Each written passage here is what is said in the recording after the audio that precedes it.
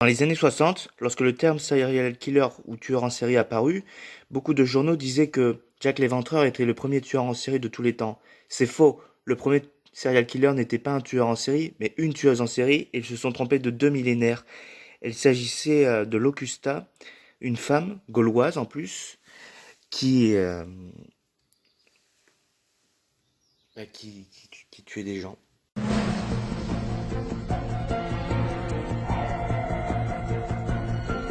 Salut à tous et à toutes, et c'est Docteur Mystère pour une nouvelle vidéo sur un serial killer. C'est le septième au total dont on parle, et c'est le troisième, disons, du confinement, entre guillemets. Enfin, pas qui a tué pendant le confinement, ce serait très grave. Mais le troisième dont je parle dans le confinement, si Michel Fournier c'était bien pendant le confinement et pas des vacances, je sais plus trop. Et c'est le premier tueur en série dont on parle qui est une femme. Alors, Locusta, ou Locuste en français, est née en Gaule, et ça fait plaisir. Le premier serial killer est gaulois. Lorsqu'elle est devenue adolescente, elle a déménagé à Rome. Adulte, elle a tenu un petit magasin où elle vendait des élixirs, des médicaments et des poisons qu'elle testait, selon les sources, sur des esclaves. Elle était très populaire auprès des riches, notamment pour ses poisons. Comme enfin, comme les tueurs en série sont mauvais entre guillemets de manière intrinsèque, c'est-à-dire ils font ça pour le plaisir, bah pour son plaisir, et ben elle empoisonnait des enfants. Je sais pas combien, j'ai pas trouvé de source. Euh, Ensuite, Agrippine, la mère de Néron, vous savez l'empereur qui aurait brûlé Rome, lui demanda d'empoisonner Claude avec des champignons en 54 après Jésus-Christ. Elle a été condamnée à mort, mais l'histoire ne s'arrête pas là, l'histoire de Locusta ne s'arrête pas là. Néron, qui apprend son existence, décide de la sauver en appelant des prétoriens, c'est, enfin un chef des prétoriens, c'est les gardes de l'empereur en gros. Euh, bon, il la prend un peu sous son aile et elle lui demande en 55, cette fois c'est Néron et pas sa mère qui lui demande, d'empoisonner Britannicus, qui est le fils de Claude, l'empereur Claude. D'ailleurs, l'empereur Claude, il y avait d'abord Jules César qui n'était pas vraiment empereur. Il y avait ensuite Tibère qui était assez cruel. Non, il y avait Auguste, le premier empereur. Il y avait Tibère qui était cruel. Il y avait Caligula qui était encore pire. Et après, il y avait Claude qui a duré pas longtemps.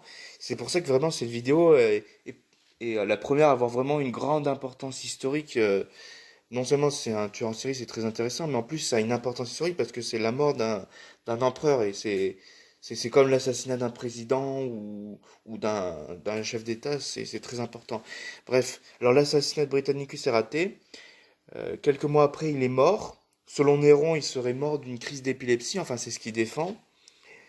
Euh, alors Néron la protège enfin, comme la tentative avait raté, il l'avait menacé de mort, mais comme il est mort, ben, du coup il décida de la protéger. Mais plus tard, quand Néron se suicide, 7 mois plus tard, après la mort de Néron, elle est condamnée à mort par Galba, pardon, l'empereur Galba, en janvier 69, et elle a une mort mais atroce. Elle aurait été violée par une girafe et déchirée par divers animaux sauvages. Mais la thèse la plus probable, ce serait qu'elle a été étranglée et que son corps fut brûlé. Alors j'espère que cette vidéo vous aura plu. N'hésitez pas à mettre un pouce bleu, à vous abonner, à mettre un maximum de commentaires. Ça faisait pas mal de temps que je voulais faire cette vidéo. Et si vous êtes sage, enfin si vous mettez, voilà, si cette vidéo est bien partagée, euh, je ferai une vidéo, je dis pas son nom, sur l'un des pires pédophiles de tous les temps. Ça faisait longtemps que je voulais le faire, ça devait être mon cinquième épisode, mais comme il y a eu Michel Fournier qui est apparu, euh, enfin qu'il y a eu une affaire par rapport à Issel Mouzin, du coup j'ai fait, euh, j'ai fait ma vidéo sur lui, et comme je voulais pas faire directement deux pédophiles de suite, enfin deux tueurs d'enfants de suite, j'ai parlé de Patrick McKay, qui était très intéressant. Bon, j'espère que cette vidéo vous aura plu, parce que moi ça m'a plu de la faire, et puis en plus, on alterne entre les vidéos courtes et les vidéos longues.